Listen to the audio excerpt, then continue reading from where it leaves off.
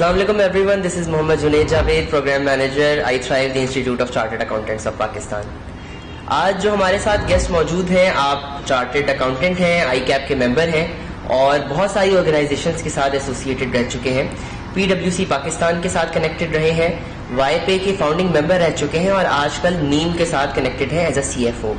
तो welcome to the podcast Muiz Hussain. अस्सलाम वालेकुम मुइज़। वालेकुम अस्सलाम, थैंक यू आपको मुझे इनवाइट करने का। और it's a great initiative by ICAP। I think this will help a lot of entrepreneurs in Pakistan, especially from chartered accountant fraternity who wants to do something, you know, after doing their articles. So thanks a lot for inviting me. Right, आपको बहुत सारी मुख्तलिफ entrepreneurship से related activities में देखते रहते हैं, अक्सर बेशतर सोशल मीडिया पे आप दिखाई देते रहते हैं।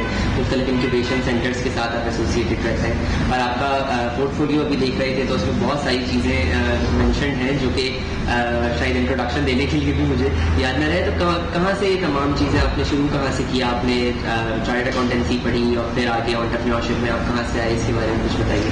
आई थिंक इसको थोड़ा जर्नी को बहुत स्टार्ट में ले जाते हैं तो वहाँ से आप होगा कि I started off working in a call centre agent at Ufone after doing A levels।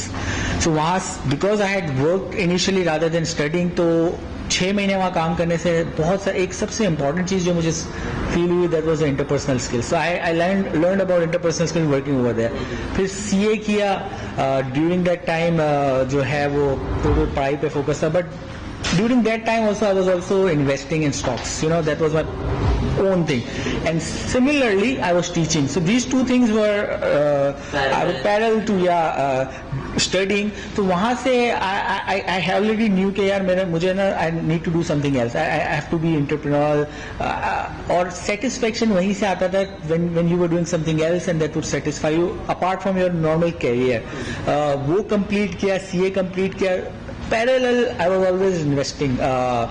2007 से स्टॉक्स में इन्वेस्ट स्टार्ट किया एंड फिर I joined EFU general insurance as head of finance, तब भी I was investing in stock.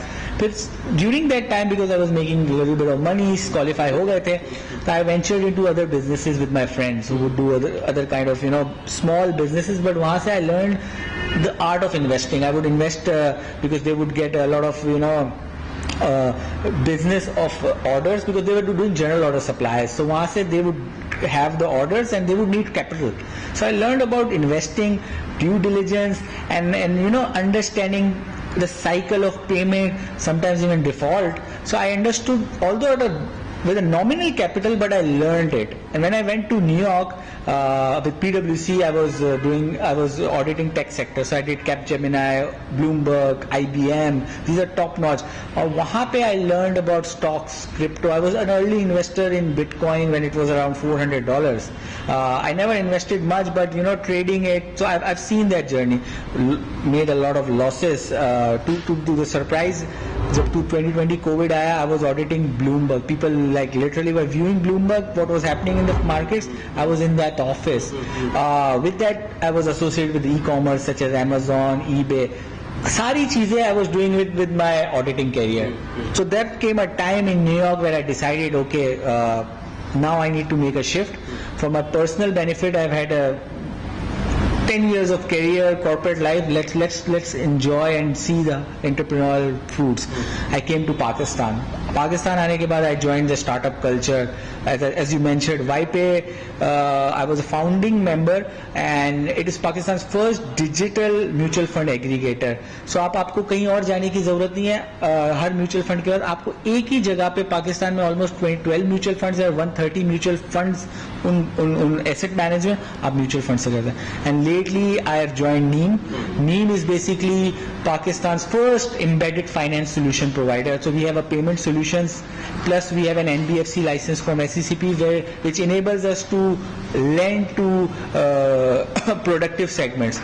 So I'm working as a head of finance over there and really enjoying because although it's a challenging time, but I feel that going forward, everyone from accountancy background, I always tell them, be involved in tech, and that is our future. And a week or 2 weeks back, I think everyone knows that the entire LinkedIn and social media is talking about ChatGPT. So you have to be there. Otherwise, if you're missing the wave, then with such economic conditions आपके पास opportunities नहीं रहेगी, so you have to be in that, and I feel good. आपने बात की मुझे जो technology की involvement है, क्योंकि अब पिछले कुछ अर्से में जैसे अभी आपने ये ओपन एआई की बात की, तो बहुत तेजी से ये चीज़ रियलाइज होना शुरू हुई है कि टेक्नोलॉजी की इन्वॉल्वमेंट कितनी इंपॉर्टेंट है. टिपिकल अकाउंटेंसी और चार्टर्ड अकाउंटेंसी वाले बैकग्राउंड के साथ आपने अपनी तमाम चीज़ें जो है वो शुरू की, और फिर टिपिकल स्टार्टअप वर्ल्ड के अंदर इस वक्त जो है वो आप मूव कर रहे हैं, तो क्या डिफरेंस दिखाई देता है और क्या दोनों के दरमियान लिंक आपको लगता है? Huge difference. The great part of our startup is कि हम लोग यहाँ के जो young tech entrepreneurs हैं, although they are not from finance background, but उनके साथ रह के you learn so much, and sometimes I feel कि I don't even miss New York. Because once you are into the startup world, you are हर बंदा यहाँ पे from the university they want to emulate the culture of Google, Facebook. आपके office cultures वैसे हो गए, office Silicon Valley thing. Yes, आपका startup का mindset ऐसा हो गया. I am a chartered accountant for last 10 years. I have been doing 9 to 5. अब मुझे कोई पूछता नहीं है कि कहाँ हो. The most important thing is के काम हो गया. And the way technology is used, you know, the calls on Zoom, I think the corporate culture still has not evolved in Pakistan to that extent, और plus उसके लिए आपको hierarchical level और total organization level पर mindset चाहिए. I'm enjoying it. Plus एक और चीज़ I've seen कि being a chartered accountant has helped me immensely in the startup world, because आपके पास वो lens आ जाता है knowing the industry of बिल्कुल ऐसे ही है Pakistan, plus आपके पास वो financial understanding, so it helps the founders plus the startup do well. ये जो आपने लेंस वाली बात की बहुत इंपॉर्टेंट, मैं इस पे आना भी चाह रहा था. अभी पिछले कुछ दिनों में आपको कुछ मुख्तलिफ जगहों पे एज एवेल्युएटर भी देखता रहा मैं. NIC की लास्ट जूरी के अंदर भी आप शामिल थे, और पिचेस आप अक्सर और बेशतर स्टार्टअप्स की ओपिनियन सुनते रहते हैं. पिचेस के अंदर क्या ऐसी चीज़ है जो एक चार्टर्ड अकाउंटेंट जो कि वो लेंस रखता है वो देख सकता है कि जो हमारे पास आइडियाज आ रहे हैं. अभी जैसे कुछ दिन पहले हमारी पॉडकास्ट एक चल रही थी हम्माद के साथ, और वहाँ पे हम आइडिया जनरेशन के बारे में बात कर रहे थे, और हम ये देख रहे थे कि स्टार्टअप जो है वो उनके लिए बहुत इंपॉर्टेंट होता है अपने दिमाग से पेपर तक आइडिया को कन्वर्ट कर लेना.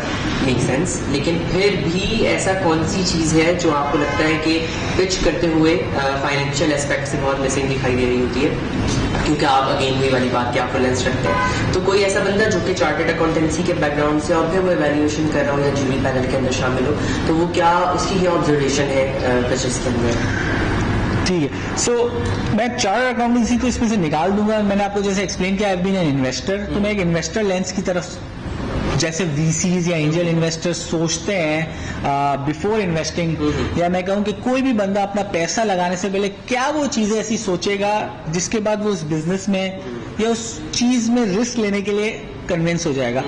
और लास्ट 6 months में at Neem I been fortunate, great thanks to our founders, कि उन्होंने मुझे वो अपॉर्चुनिटी दी to sit with those VC pitches, to see के international VCs, angel investors, what are they seeking currently. और उससे plus at NIC I was a jury, तो मैंने आउटस्टैंडिंग पिचेस देखी, बट उससे ये भी पता चला कि there are few things that are lacking in those pitches, जो as an investor, as a chartered accountant, as a financial person I would want to make my final judgement. अब हुआ ये कि आर्ट ऑफ पिचिंग को समझने से पहले थोड़ा हमें ये समझना पड़ेगा कि there are lot of people in the startup world जिनके पास आइडियाज हैं. दे नो कि प्रॉब्लम्स क्या है, उसके सोल्यूशन क्या है, प्रोडक्ट उनके पास रेडी होता है, competitive landscape उनके पास पड़ा हुआ होता है, and they translate that into a pitch deck, and they're very confident when they are showcasing it. But previously ये हो रहा था कि this was all enough.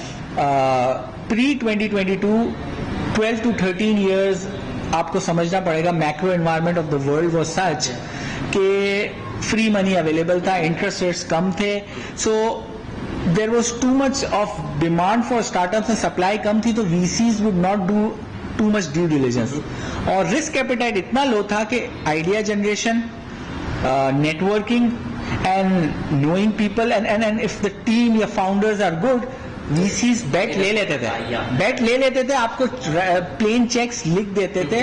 But post 2022 currently 5% पे इंटरेस्ट रेट्स पहुंच गए हैं US के, कमोडिटी सुपर साइकिल चल रहा है, इन्फ्लेशन ज्यादा है, तो ऑल्टरनेटिव आ गया है फिक्स इनकम के अंदर. तो VCs जिन्होंने such as Sequoia, SoftBank, Tiger, इन्होंने हैवी लॉसेस किए हैं टेक स्टॉक्स में, कैपिटल मार्केट्स में, plus startups have failed, a lot of startups have failed in last 8 months, you know, और YC कॉम्बिनेटर ने तो इतना तक कह दिया कि go on being default, scalability, bliss tracking growth को कम करें and show a sustainable profitable growth. तो कहने का ये मकसद है कि the new startups that are coming should now focus a lot on their financials and business model.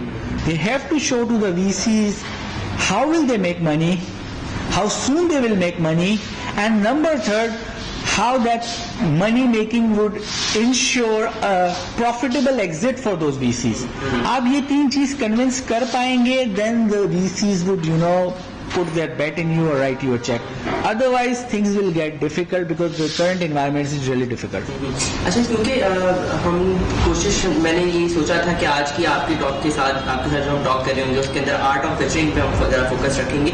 तो ये जो आप चीज़ें बता रहे हैं अर्ली स्टेज स्टार्टअप्स के लिए तो एक बहुत टेक्निकल चीज़ें हैं, या फिर अगर हम उन स्टार्टअप्स के बारे में बात करें जो कि जिन्होंने ड्रीमिंग शुरू की थी मे बी pre-2022 और फिर वो एकदम से 2023 के अंदर आ गए और इट साउंड्स लाइक कि अब जो चीज़ें हैं वो बहुत टेक्निकल है, कैसे ऐड करें वो इन तमाम टेक्निकल चीज़ों को अपनी पिचिंग के अंदर, ताकि जब वो जूरी के सामने आ रहे हों या फिर VC के सामने अपनी आइडिया को पिच कर रहे हों तो वो चीज़ें आसान उनके लिए भी सुनाई दें और DC के लिए भी अंडरस्टैंड करें। सो इसको मैं थोड़ा इस तरह भी लूंगा कि स्टार्टअप्स के अंदर जो बहुत सारे लोग हम देखते हैं, they are not from the finance background, different background, especially they are from the IT technology backgrounds, right?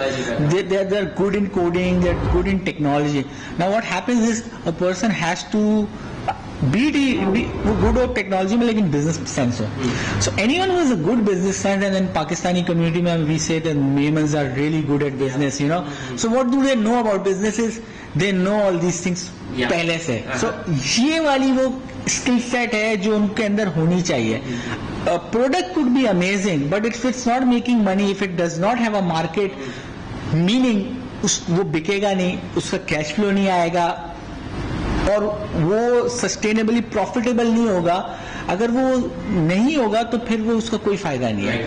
सही है, सोल्यूशन भी हो सकती है चीजों का, लेकिन उसकी सही प्राइसिंग नहीं होगी. तो हर startup early stage as you asked उनको अपने आप को स्टेप बैक लेके ये सोचना चाहिए कि यार ये कन्वर्ट कैसे होगा पैसों में, प्रॉफिट्स में, क्योंकि जब आप खुद के पैसों से नहीं किसी और के पैसों से, एंजल इन्वेस्टर VC से आप ले रहे हो तो then you have to be little cautious. आपको ये बताना है यस कि कैसे इसको प्रॉफिट में, तो उनको थोड़ी सी अपने आप को ग्रूमिंग फाइनेंस के एरिया में करनी चाहिए. ग्रूमिंग के साथ अभी जिस तरह i5 जो कोशिश कर रहा है यहाँ पर, और हम लोगों ने जो अपने सेकंड कोहोर्ट के अंदर भी जो एलिजिबिलिटी क्राइटेरिया रखा है, हमने ये किया कि जो जनरल पब्लिक है जो कि ज़्यादातर जैसे आपने कहा कि टेक्नोलॉजी के बैकग्राउंड से है या फिर कोडिंग को बहुत अच्छे समझते हैं या जिनके पास आइडियाज़ बहुत अच्छे हैं या फिर लेकिन वो फाइनेंस को नहीं समझते, तो हम लोग भी यहाँ पे यही कर रहे हैं कि ऐसे कॉम्बिनेशन क्रिएट कर रहे हैं, यानी कि मेंबर्स के साथ, एफिलिएट्स या चार्टर्ड अकाउंटेंट्स के साथ, कि अगर आपके पास कोई बहुत अच्छा आइडिया है और आप फाइनेंस को नहीं समझते तो अपना आइडिया लेकर आए और हमारे मेंबर्स जो है वो फाइनेंस को बहुत अच्छे से समझते हैं, तो हम कॉम्बिनेशन क्रिएट करेंगे. तो आपको लगता है कि और इनक्यूबेटर्स को भी तो इस तरह का कुछ इनिशिएटिव लेना चाहिए या फिर इस तरह के कोई मीटअप्स अरेंज होने चाहिए जिसमें स्टार्टअप्स जिनके पास फाइनेंस से रिलेटेड कोई एक्सपर्टीज नहीं होती वो कुछ इस तरह के कॉम्बिनेशन क्रिएट करके अपने बिजनेस मॉडल को अच्छा कर रहे हैं? नहीं, डेफिनेटली नीड है. मैं आपको थोड़ा सा एग्जांपल दूं. I was associated with NIC and वहां पे किसी एक पर्टिकुलर जर्नलिस्ट से कनेक्ट करवाया गया and then he had a question about Airlift, और वहां से ही हम बीइंग अ चार्टर्ड अकाउंटेंट हमारे ये क्वेश्चंस आते हैं, how could this happen in a day you could close. So currently also if I go into the website of Pakistani startups, literally there's no head of finance.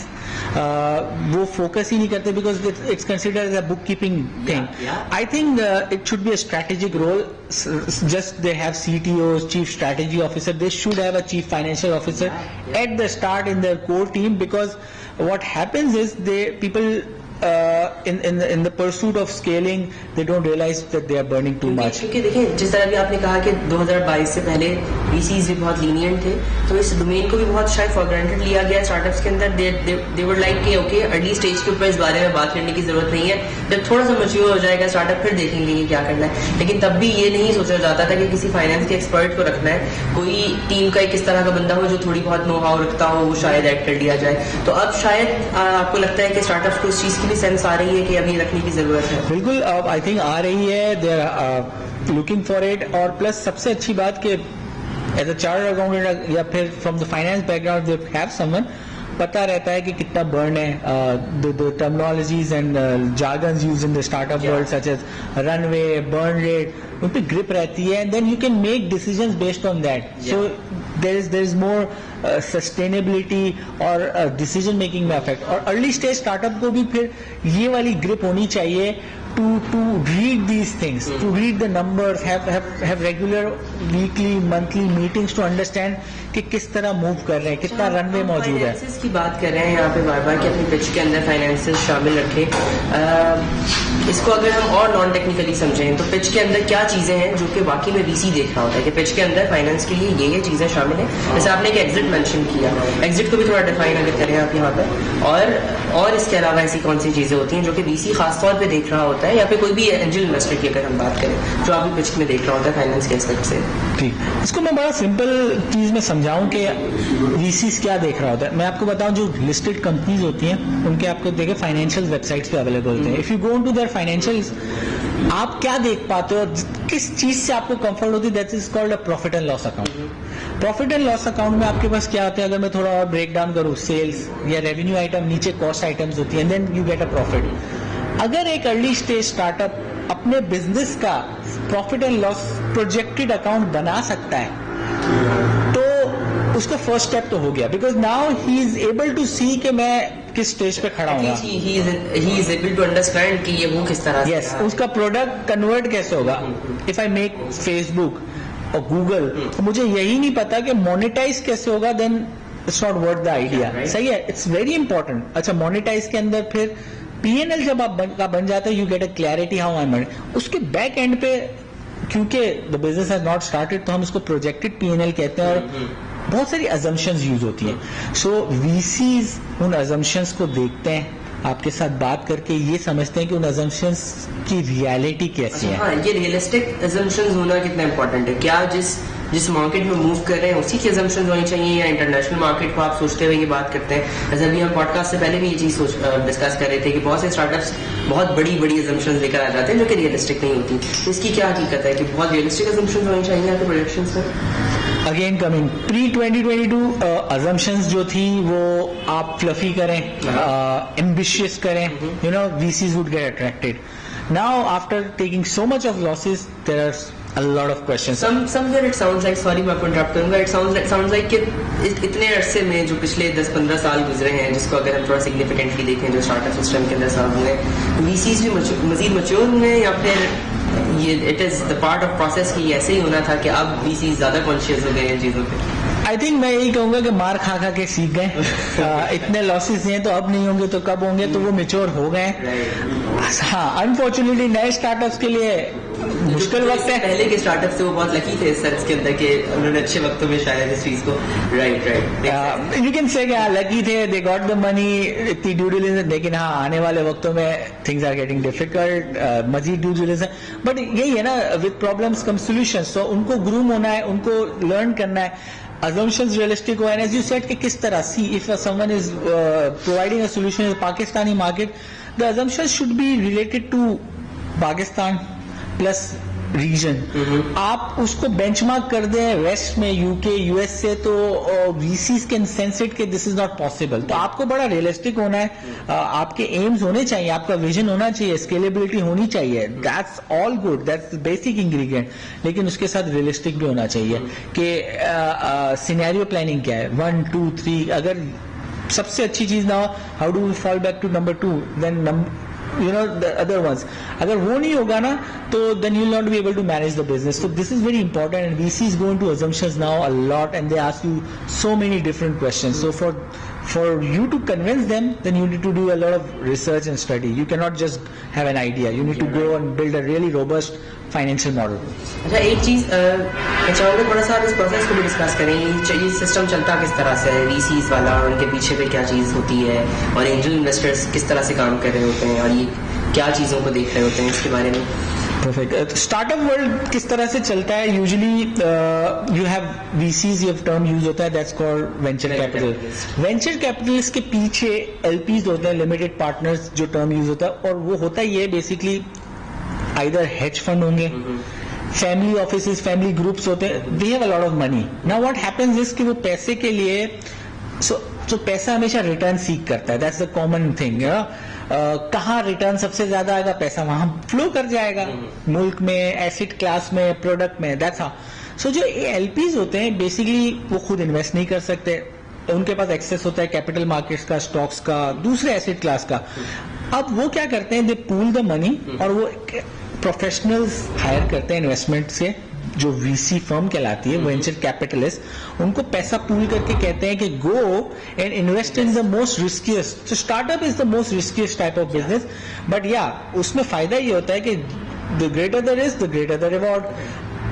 VCs then क्या करते हैं, जो Sequoia, Tiger Global, and then incubation में YC, they seek out businesses across the world and they put a certain percentage, let's say 0.1 into each business. और उनका risk इस तरह से डाइवर्स हो जाता है कि 100 to 200 सच बिजनेसेस में इन्वेस्ट करते हैं, and they in themselves expect कि 98% बिजनेस फ्लॉप हो जाएंगे, और सिर्फ 2% हमें 500 टाइम्स रिटर्न दे देगा, तो वो सबका कवर कर ओवरऑल रिटर्न 3 to 4. और ये रिटर्न्स नॉर्मल मार्केट्स में नहीं मिलते. ये आपको नॉर्मल मार्केट्स में, ये आपको नए आइडियाज में मिलेंगे, तो वहां रिस्क लेना जरूरी है. लेकिन प्रीवियसली ये रिस्क एपेटाइट ज्यादा था, अब आगे वाले वक्तों में रिस्क एपेटाइट कम हो रहा है, तो ड्यू डिलिजेंस ज्यादा हो रही है, तो अब कोई भी पैसा जरूर उनके पास पड़ा होगा, लेकिन आसानी से नहीं दे रहा. अच्छा, आने वाले वक्त में इसका रीजन ये भी नहीं है कि आप एक चीज जो बहुत ज्यादा दिखाई देती है पिचेस के अंदर कि सिमिलर आइडियाज ही सर्कुलेट कर रहे हैं मार्केट के अंदर, या फिर दूसरी एक ही वजह की ऑडियंस अब वही है सारी की सारी, मतलब अब आप इसके अलावा अपने प्रोडक्ट को और कहाँ बेचेंगे, उसी दुनिया में बेचना है. I can of disagree with it. तो मैं यही सोचता हूँ कि स्टार्टअप में दो तरह की चीजें हो सकती हैं. देखिए, दो चीजें होती है ना आपके लिए, या आप बिल्कुल नया प्रोडक्ट लाएं. स्टीव जॉब्स को एग्जांपल लें, वॉकमैन था, ही ब्रॉट आईपॉड. उससे यही सवाल किया गया था कि आप मार्केटिंग रिसर्च करें, और जो नॉर्मल कंपनीज करती है ना, उसके बाद अपना प्रोडक्ट करें. तो उसने कहा मैं एक ऐसी चीज लाऊंगा जो ना किसी ने देखी हुई, मैं वो बेचूंगा. तो एक तो ये चीज हो गई जो ना देखी गई है, और आप लाके बेच सकते हो, वो आपकी कैपेबिलिटी है. Something that has not happened. Second, एक चीज और भी स्टार्टअप की दुनिया करती है, which is disruption of the previous idea or existing supply chain, how it's working, you know, आप उसको सप्रेस कर दो थ्रू वे ऑफ टेक्नोलॉजी. तो जो भी बिजनेस चल रहा था, जैसे चल रहा था, उसको थोड़ा डिफरेंट कर लो, मे बी ऑटोमेट कर दो, ऑटोमेट से ही डिफरेंट कर दो, जिससे कॉस्ट कम हो जाए, रेवेन्यू ज्यादा हो जाए, कम टाइम लगे. तो that's also kind of new ideas. As you said के ऑडियंस ज्यादा, ऐसा नहीं है. हम मेटावर्स में जा रहे हैं, देयर इज ब्लॉकचेन में जा रहे हैं, there is so much potential. 10 years down the line हमें नहीं पता हम कहाँ होंगे. So it's better to be reading every day and changing every day and thinking about new things. So नई चीजें आएंगी, नए आइडियाज आएंगे. I still don't feel कि similarities है. वो it may look similar, but अगर हाँ कोई, that's what I was saying कि similar people are not thinking well. हम कॉपी कर रहे हैं, तो वो स्टार्टअप नहीं हुआ. ये तो एक मसला है ना हमें इंडस्ट्री में जो दिखाई दे रहा है. हमारे पास सिमिलर कोहोर्ट्स के अंदर उसी तरह के आइडियाज थोड़ी सी चीजों को डिफरेंट करके दिखाई दे रहे हैं. तो ये एक ये रीजन तो दिखाई देता है ना कि ये मसला है. अच्छा, अग्रेसिव रिस्क को किस तरह से देखते हैं आप किसी इंडिविजुअल स्टार्टअप के लिए, कि जैसे आपने कहा कि जितना ज्यादा रिस्क है या उतना ज्यादा हमें दिखाई देता है कि रिटर्न आ रहा होगा या प्रॉफिट बढ़ने के चांसेस हैं. तो अग्रेसिव रिस्क देता है स्टार्टअप, तो किस तरह से देखते हैं आप इस चीज को? सी, स्टार्टअप को रिस्क लेना जरूरी है. अगर वो रिस्क नहीं लेंगे तो वो ट्रेडिशनल बिजनेस बन जाएंगे. ट्रेडिशनल बिजनेस बन गए तो रिटर्न्स वैसे नहीं होंगे, VCs will not be interested. तो वीसीज के लिए सबसे पहले तो आपको स्टार्टअप में नई चीज और रिस्क दिखाना जरूरी है. लेकिन उसके साथ साथ ये भी दिखाना जरूरी है कि फॉर एग्जाम्पल मैं सिंपल से, if you are driving at 200 kilometre per hour और miles per hour whatever, but at least इतना हो कि आपके पास कंट्रोल हो, ब्रेक सही चल रहे हो. तो जब आपको पीछे आना हो तो आप कंट्रोल में चलो. मार्केट रिसर्च इंपॉर्टेंट है. बिल्कुल, market research is important, but as I said कि विजनरी के लिए मार्केट रिसर्च बैक एंड चीज हो जाती है. आपको अगर आगे का विजन देखना है, then you have to see beyond the wall. तो वो एलिमेंट के लिए क्या चीज आपको लगता है? तो इसके लिए इस कंट्रोल के लिए गट फीलिंग्स इंपॉर्टेंट है. And then as I said कि गट फीलिंग्स के बाद जो सेकंड एलिमेंट फाइनेंशियल आ जाते हैं, वो आपको बड़ा कंट्रोल देते हैं कि वेयर वी आर, आपको कब पीछे आना है, कब आपको विजन को एक्चुअली जो घूमकर आ रही है वो आपके स्ट्रॉन्ग फाइनेंसेस पे आ रही है कि अच्छा आइडिया तभी सस्टेन कर सकता है जब आपके फाइनेंसेस एक्चुअली बहुत बिल्कुल, और या फिर आप अरेंज कर सकते हो। फॉर एग्जांपल मैं कहूँ, लोग अमेजोन की बात करते हैं, लोग टेस्ला की बात करते हैं। लेट्स बी ऑनेस्ट, टेस्ला को बहुत साल लगे टू बिकम अ प्रॉफिटेबल। वो एनवायरनमेंट अच्छा होगा, लकीली वो एनवायरनमेंट अच्छा होगा, तो उधर से वो पैसे मिलते गए। अमेजोन को टाइम लगा टू गेट इट प्रॉफिटेबल, तो उस दौरान क्या हो रहा था, it was getting funding. Yes, उनका प्रोडक्ट भी वैलिडेट होता जा रहा था। तो इट्स इंपॉर्टेंट कि जो भी स्टार्टअप है उसका प्रोडक्ट का MVP which is minimum viable product पहले आ जाए, जल्दी आ जाए, उसको रिट्रेट करते रहे और VCs और इन्वेस्टर को शो करते रहे कि देयर इज अ डिमांड, और वो डिमांड कन्वर्ट हो रही है पैसों में। तो दैट्स वेयर द फाइनेंसेस कम, क्योंकि पैसा आएगा लेकिन अल्टीमेटली उसका बिल्कुल टेस्ला की तरह उनको दिखाना है कि बिक रहा है और फाइनेंस में पैसा आ रहा है, और there is a model, a business model. As a said, finance में दो फाइनेंशियल मॉडल है, business model. Business model workable है, तो आपका बिजनेस मॉडल वर्केबल होगा तो ऑटोमेटिकली आपका P&L में अंदर पैसे आएंगे, और वो VCs will always see, and prospective investor will see, so they'll put in more money. That's what's important. Yeah, right. अच्छा, हमारे पास कुछ इस वक्त एप्लीकेंट्स भी मौजूद है। आप लोगों में से कोई क्वेश्चन पूछना चाहेगा? हम बात इस वक्त जो कर रहे हैं वो आर्ट ऑफ पिचिंग की कर रहे हैं, जिसमें हम लोग फोकस कर रहे हैं कि फाइनेंसेस की कितनी इंपॉर्टेंस है आइडिया पिच करते हुए, और ऐसी कौन सी चीजें हैं जो कि किसी भी इन्वेस्टर्स या फिर वेंचर कैपिटलिस्ट को अट्रैक्ट कर रही होती हैं आपके आइडिया की तरफ। तो इससे रिलेटेड अगर आप लोगों को कोई क्वेश्चन है तो आप लोग वो कर सकते हैं।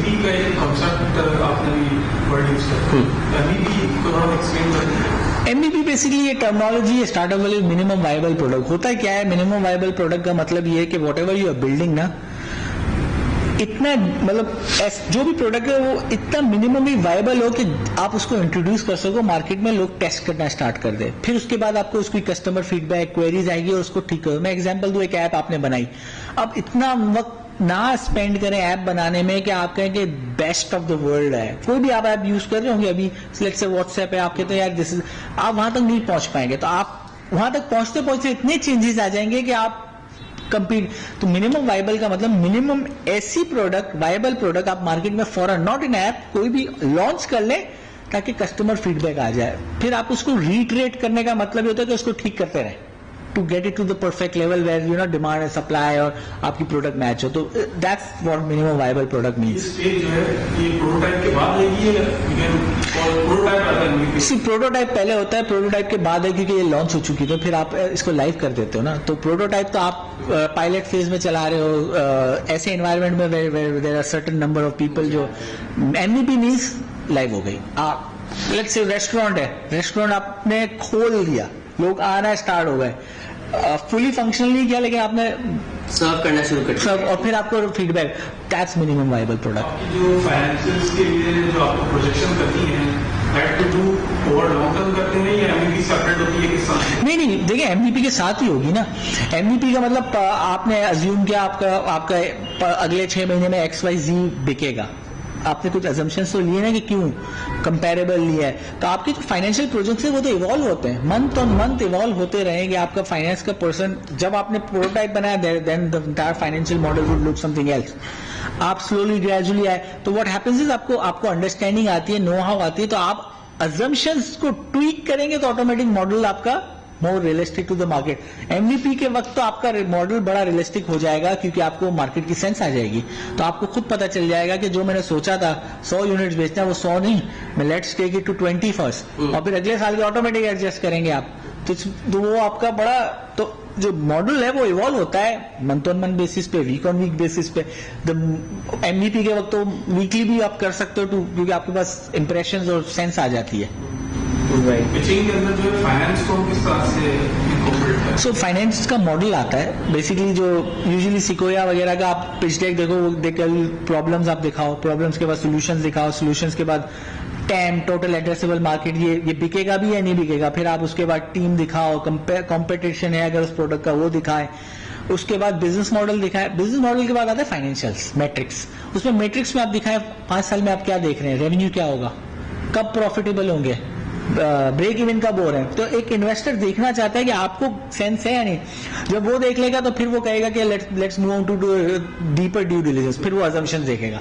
लेकिन इन्वेस्टर को स्टार्ट में जो डेक दिखता है, जो इन्वेस्टर डेक कहते हैं, पहले ये होता था कि इन्वेस्टर डेक नहीं, आप फाउंडर्स के साथ मीटिंग करके प्री सीड वाले स्टार्टअप्स के अंदर इट्स वेरी वो द बेट वीसीज या अर्ली स्टेज के जो लोग लेते हैं ना, वो आपके फाइनेंशियल्स पे नहीं लेते, वो फाउंडर्स पे लेते हैं और आइडिया की सेंस पे लेते हैं। But now because things have change, they ask for financials, और फिर अगले स्टेजेस पे यू हैव टू जस्टिफाई ये नंबर्स कहाँ से आ रहे हैं, अजम्पशंस क्या लिए हैं, और फिर वो अजम्पशंस की बेसिस पे अगर वो आपने उसके साथ कम्युनिकेट किया और ही फाइंड्स इट वेल, क्योंकि वो एक्सपीरियंस लोग हैं, उनके पैसे हैं, उनके सवालात भी जायज हैं, आपने दे दिए, कन्विंस कर दिया, तो they will put the money in you. हमारा पूरा आइडिया है, तो मतलब पिच का टाइमिंग मैक्सिमम 10 से 15 मिनट्स होता है। मतलब आइडिया को 10 से 15 मिनट्स में इन्वेस्टर को पिच करना, और फिर इन्वेस्टर उस 10 से 15 मिनट्स की बेसिस पे हमें इन्वेस्टमेंट दे देते हैं, और हमारे फाइनेंशियल मॉडल में ठीक है सर। आपको मैं बताऊं, ऐसा नहीं होता। इन्वेस्टर आपको पिच के बाद फौरन पैसे नहीं देता। इन्वेस्टर पिच के वक्त आपको फर्स्ट सेंस जज करता है कि आइडिया और financial projection does it make sense. If it makes sense, they go for due diligence. तो वो तो पहला स्टेज है, उसमें पैसे नहीं मिलते। पहले स्टेज में let's go for deeper due diligence वाली स्टेज आती है, फिर वो आपके साथ ऑफलाइन होके they spend a lot of time. अच्छा, कुछ इमेज हमारा वो शार्क टैंक वाला सा भी थोड़ा बना हुआ है ना, तो हमें लगता है कि शायद ओके पिच होते ही फौरन से एक जेट आएगा बड़ा सा, और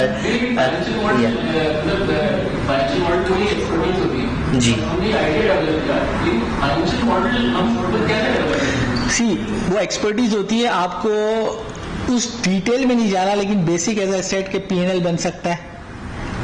आपको मैं एग्जांपल देता हूँ, if you are opening a shop, you will literally know कि पैसे कैसे बनने हैं ना, तो आपको वो जज करना है कि यार इस आइडिया को मोनेटाइज करके मैं अपनी पीएनएल कैसे, रेवेन्यू कॉस्ट क्या है, आपको पता तो कितनी कॉस्ट के एलिमेंट्स हैं, ठीक है। तो no one is asking for you for rigorous Revolut या फिर अमेजोन का फाइनेंशियल मॉडल बना के दे दें, और उसमें अजम्पशंस जो है वो डीपर अजम्पशंस हो कि इंटरेस्ट रेट और फिर वैक और जो सारी terminology, no one is asking at pre stage level, but आपसे वो तो सेंस हो रही है कि बिजनेस मॉडल को मोनेटाइज करने का आइडिया दो, बिकॉज एज आई सेड कि these days VCs want to know कि एग्जिट है या नहीं है। मतलब आपको खुद नहीं पता पैसे बन रहे, वो उसको आप डरा दोगे।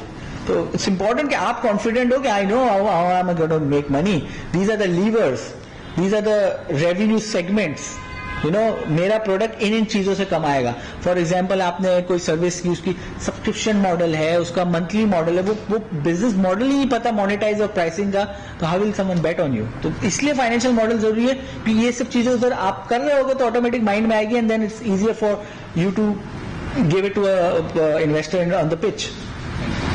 अच्छा, एग्जिट की आप बात कर रहे थे, एग्जिट को अगर हम डिस्कस करें, एक तो वीसीज की देख रहे होंगे at the time of pitching exit को, और आप किस तरह से देखते हैं इसको? देखिए, मैं अगर इन्वेस्टर होता, मैं मेरे लिए कोई भी मेरे पास आइडियाज आता है ना, और मैं यही कहता हूँ सबसे पहले एंट्री से पहले मुझे एग्जिट समझना है। पाकिस्तान में बिल्डिंग्स हैं, there is no fire exit. आपको पता है कि फायर लगी तो क्या होगा, everyone will die. We have here. so it's very important कि एग्जिट पता हो। एग्जिट ये है ना कि सक्सेसफुल ना हो, लेकिन पता तो हो एग्जिट। अब कैसे होता है, यूजुअली आप देखें ऊबर, फेसबुक, अमेजोन, इनके अर्ली ऊबर का जो फाउंडर था उसने तो पूरे एग्जिट ले लिया है, प्लस सबने ले लिया है। होता क्या है कि मुझे पता हो कि मैंने जो पैसे दिए वो कन्वर्ट कैसे होंगे।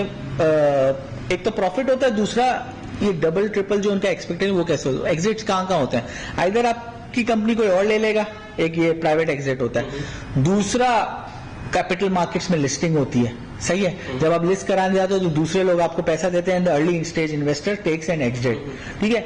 तो अगर आपका प्रोडक्ट का एग्जिट प्लान नहीं होगा तो इन्वेस्टर जो है वो घबराएगा।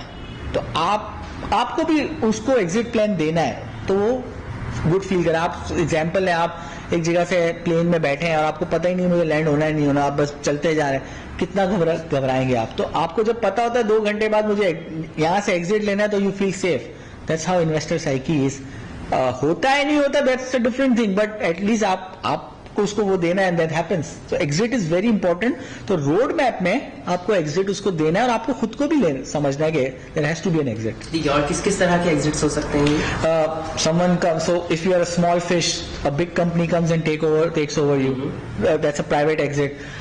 Secondly, capital markets, जो लिस्टिंग कहते हैं स्टॉक एक्सचेंजेस में जाके आपने, अभी रिसेंटली स्वेवेल है कि एक स्टार्टअप, उसने नेस्डैक में अपनी लिस्टिंग कराई, तो that's an exit kind of, ताकि अर्ली स्टेज इन्वेस्टर ने अपने शेयर्स दे दिए. उबर लिस्ट हुआ, बहुत सारे स्टार्टअप्स यूएस में लिस्ट हुए, पाकिस्तान में बहुत सारे स्टार्टअप्स जो है वो लिस्ट होते हैं. स्टार्टअप्स तो नहीं, अभी तो यहाँ पे तो कंपनीज लिस्ट होती हैं, but that's also kind of an exit. तो ये दो तरह के एग्जिट्स होते हैं, which is very important for you to know, you know. तो उससे पता चलता है एग्जिट से कि आपकी valuation at a certain time क्या होगी, ताकि आपको पता चले कि आपका जो अर्ली स्टेज पे इन्वेस्ट किया वो कितने पैसे कितना बन जाएंगे. राइट. सर, आप लोगों में से अगर कोई अपना बिजनेस आइडिया जो आप लोगों ने अप्लाई किया हुआ है वो शेयर करना चाहे तो हम उस पर भी बात कर सकते हैं. आप कुछ बताएंगे क्या आपका किस आइडिया पे आपने अप्लाई किया है? जी, आप.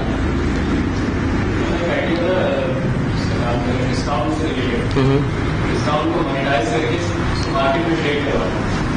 डिस्काउंट के थ्रू ब्रांड्स जो है आप डायरेक्टली प्रॉफिट नहीं कमाते, इनडायरेक्टली अपने सेल्स प्राइस को इंक्रीज करके या तेजी से मार्केटिंग इंक्रीज करते. डिस्काउंट की एक सेपरेट मार्केट जनरेट करवाना, डिस्काउंट अनाउंस करके ब्रांड्स डायरेक्टली प्रॉफिट कमाए. तो ये आइडिया में मतलब सब कुछ डॉक्यूमेंटेशन में सब कुछ है, लेकिन इसको मार्केट में इम्प्लीमेंटेशन तो आगे की बात है, लेकिन इसको सिमुलेटर भी बना रहा है. इसको सिमुलेट करेंगे किस तरीके से, मतलब अगर सारे एसेंशियल हम डालें उसको सारे कस्टमर 5-6 कस्टमर को पूरा मॉडल बना के देंगे, तो सिमुलेटर में हमारे अच्छी तरह से कॉस्ट आ रही है. तो ये एक प्रॉब्लम है कि सिमुलेटर की कॉस्ट को कैसे.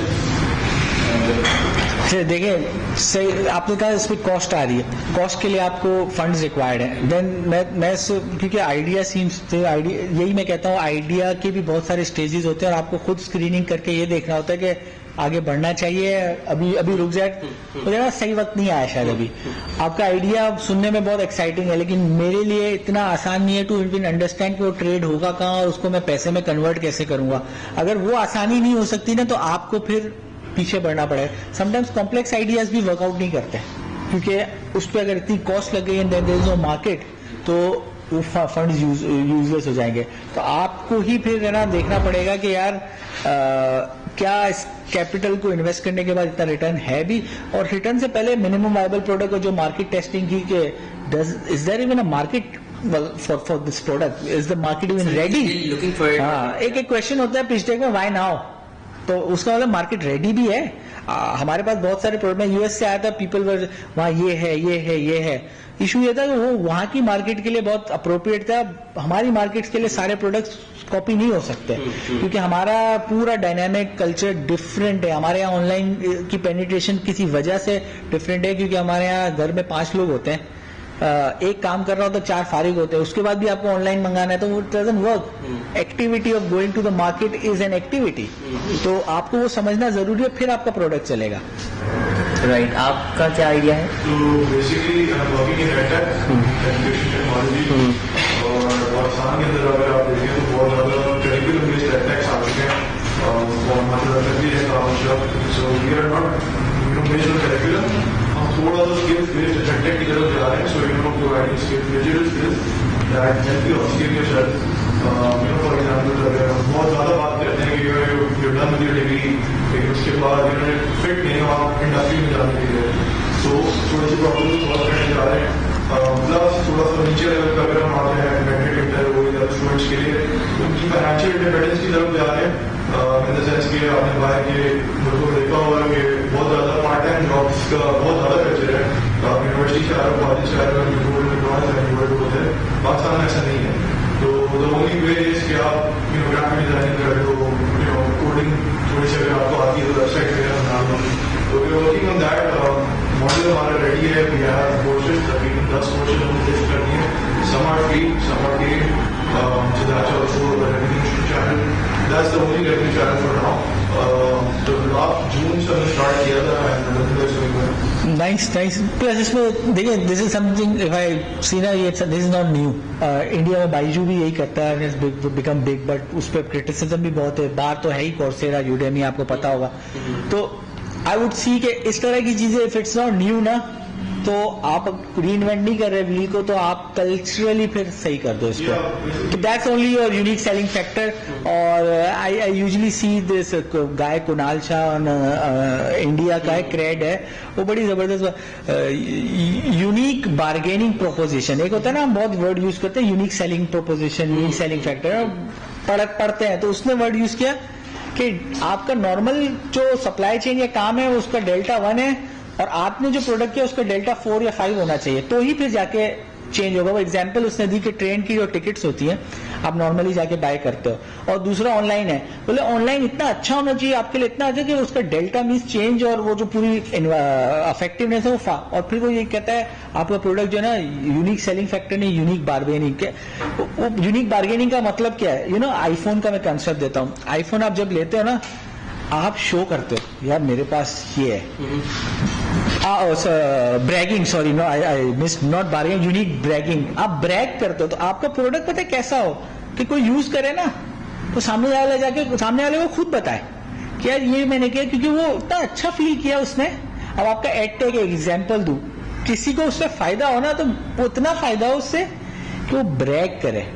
तो ब्रैगिंग, अगर आपका प्रोडक्ट ऐसा बन जाए, यूनिक ब्रैगिंग, आपका डिस्काउंट का ऐसा कि लोग कहें यार मैंने तो यहां से कमाया, जैसे क्रिप्टो में होता है ना, ब्रैग करते हैं बाइनेंस के बारे में या कोई पर्टिकुलर चीज के बारे में, तो वेस्ट वो चीज आ जाए तो इट्स अ शोर शॉर्ट हिट फॉर यू। ये कोशिश कर रहे हैं, ऑब्वियसली कॉम्पिटिशन इंटरनेशनली तो बहुत ज्यादा है, but to sustain in Pakistani markets में जो हमारे सारे कोर्सेज हैं जिस तरह बात कर रहे हैं, उर्दू और इंग्लिश, यस सारे उर्दू में, ताकि हम पूरे पाकिस्तान दैट्स क्योंकि वो आप कोई नई चीज इसमें नहीं ला सकते, तो आप कल्चरल फिट को मेन अपना यूनिक ब्रैगिंग प्रोपोजिशन के, यार वो तो समझ नहीं आता, इतना मुश्किल है, ये बड़ा समझ भी आता है, रेलेवेंट टू द मार्केट है, कोर्सेज भी relevant to the, that becomes your great model. Then फिर यही है कि एग्जीक्यूशन के बाद आपको आउटरीच कैसे करनी है, वो दो चीजों पे पैसे ज्यादा खर्च करने होंगे। राइट। आप सर, आपका क्या आइडिया है? आप तीनों एक ही, तो कोई एक बता दो इसमें से। अच्छा, सही है। और यहाँ पर जो एक और है, आप किस आइडिया पे काम कर रहे हैं? जी जी सर। मेरा नाम है और मैं जो हूँ, मैंने आइडिया पिच किया था जो उसके ऊपर राइड हेलिंग ऐप है, राइड हेलिंग ऐप नहीं बट वो कार पूलिंग ऐप है एक्चुअली। और वो कार पूलिंग ऐप को जो है कस्टमाइज किया है कॉर्पोरेट के लिए, यानी जो आईकेप के थ्रू जा रहे हैं, जो आईकेप का एक बड़ा छोटी जो है वो कॉर्पोरेट है, उनको मैं टारगेट करके और कॉर्पोरेशन को कार पूलिंग के थ्रू लिंक करना है। कॉर्पोरेशन सारे लिंक हो जाए, वो एक कार पूलिंग की फैसिलिटी को अवेल करें। इसको अभी जो कार पूलिंग चल रही है वो इस चीज को नहीं कर पाने, जिसकी वजह से लोग जो है उसकी तरफ मोटिवेट नहीं हुए। यानी कंपनी एक सीएमओ है किसी कंपनी का, वो जाए कभी भी किसी का कार पूलिंग नहीं करेगा, लेकिन अगर उसको सिमिलर या उसके जैसे किसी रैंक का बंदा मिल जाए, यानी तो सीएमओ मिल जाए, शायद वो उसका चला जाएगा। तो ये मेरा बेसिक कॉन्सेप्ट आइडिया है, इसी को परसू करना चाहता हूँ। इसमें शायद कुछ और लोग भी काम करें, देखना पड़ेगा कंपटीशन कितना है, दूसरा मार्केट कितनी बड़ी है। यूजुअली मैं कहता हूँ ना, जैसे अर्ली स्टेज के लोग दो चीजें देख रहे होते हैं, एक टीम देख रहे होते हैं, प्रोडक्ट देख रहे होते हैं, ग्रोइंग मार्केट में एक चीज की मार्केट। अब जो आप कह रहे हो ना, यूजुअली अगर उसकी मार्केट बड़ी नहीं हुई ना, तो फिर आप रेवेन्यू को क्या करोगे? सिर्फ मल्टीप्लाई बाय 10% ही कर सकते हो, क्योंकि आपने पूरा कराची देख लिया या पूरा पाकिस्तान देख लिया, और फिर गाड़ियां निकाली और कॉर्पोरेट्स निकाली। यूजुअली हमारे यहाँ 600 कंपनीज लिस्टेड हैं। आई डोंट नो कि उसमें जाके आप कहोगे कि कितनी कॉर्पोरेट तक गए और कितने कॉर्पोरेट, तो आपका लिमिट ना हो जाए। स्केलिंग बहुत इंपॉर्टेंट है। द वर्ड स्टार्टअप, क्यों स्टार्टअप है और हम क्यों ट्रेडिशनल बिजनेस वर्ड यूज नहीं करते? क्योंकि इसकी स्केलिंग जो है, इसमें दो फैक्टर है, एक तो बहुत ज्यादा शार्प है ऊपर इसका ग्राफ, दूसरा कॉस्ट कम है क्योंकि टेक्नोलॉजी है, और फिर क्योंकि आपको बार बार कॉस्ट नहीं लगानी पड़ती स्केलिंग के लिए।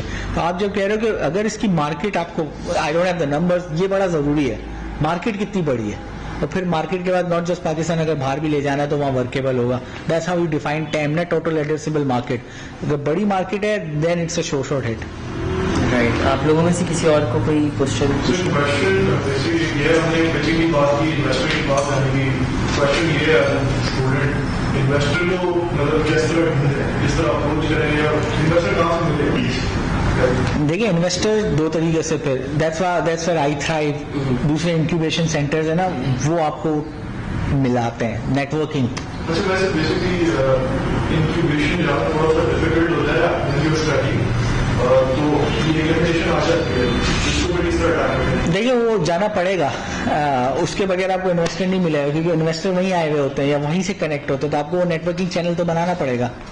तो आपको नेटवर्किंग, जैसे मैं एग्जांपल दूं आपको, पाकिस्तान में कितने इंक्यूबेशन सेंटर्स हैं वो आइडेंटिफाई करने पड़ेंगे, उनमें कौन क्या हो रहा है, प्लस लिंक्डइन और इस पे ना अप टू डेट रहना पड़ेगा व्हाट्स हैपनिंग। अब एग्जांपल दूं, जो फ्राइडे को या थर्सडे को न्यूज आई कि there is a startup which raised some money, तो आप नीचे पढ़ लो कितने वीसीज हैं।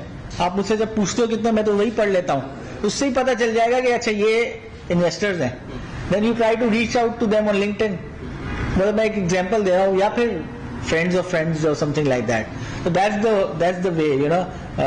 इसका डेटाबेस होगा, लेकिन मैंने जो देखा ना, सबसे बड़ा इन्फ्लुएंस नेटवर्किंग डायरेक्ट अप्रोच से नहीं है, फ्रेंड्स या फिर you know there has to be a common person, that's the most influential way.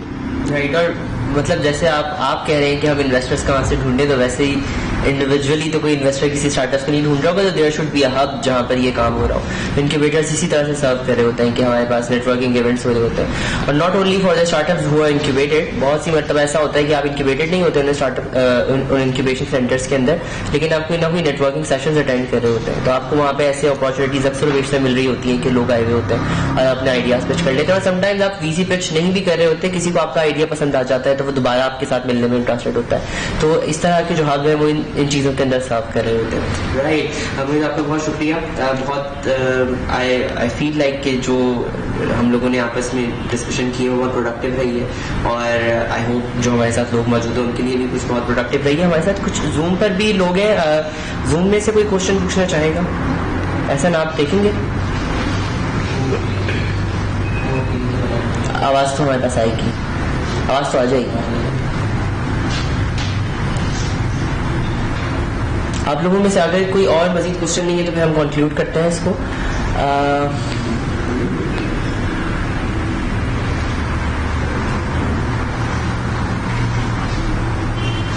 Right, okay, thank you so much मुझे आपका वंस अगेन। आप आई थे भाई, आपने हमें टाइम दिया, और हमारी जो पॉडकास्ट रिकॉर्डिंग है वो हर वीक हो रही है। वीकली हमारी एपिसोड जो है वो हमारे सोशल मीडिया प्लेटफॉर्म्स यानी फेसबुक, इंस्टाग्राम, लिंक्डइन, ट्विटर वगैरह सब जगह पे मिल जाती है। यूट्यूब के चैनल को हमारे फॉलो आप सब लोग करते रहिए, और हमारे फेसबुक और बाकी जो सोशल मीडिया हैंडल्स हैं उसको देखते रहिए। हमारी जो इस वक्त एप्लीकेशंस ओपन है वो 28 फरवरी तक ओपन है, तब तक तमाम लोग जो हैं वो जनरल पब्लिक पर अप्लाई कर सकते हैं। उसके अलावा हमारी एप्लीकेशंस जो हैं वो फाइनेंस टेक्नोलॉजी, उसके अलावा टेक इनोवेटिव आइडिया और आर्टिफिशियल इंटेलिजेंस बेस्ड आइडियाज़ के लिए ओपन है। आप लोगों से अब इंशाल्लाह मुलाकात होती है next week. Thank you so much. Thank you.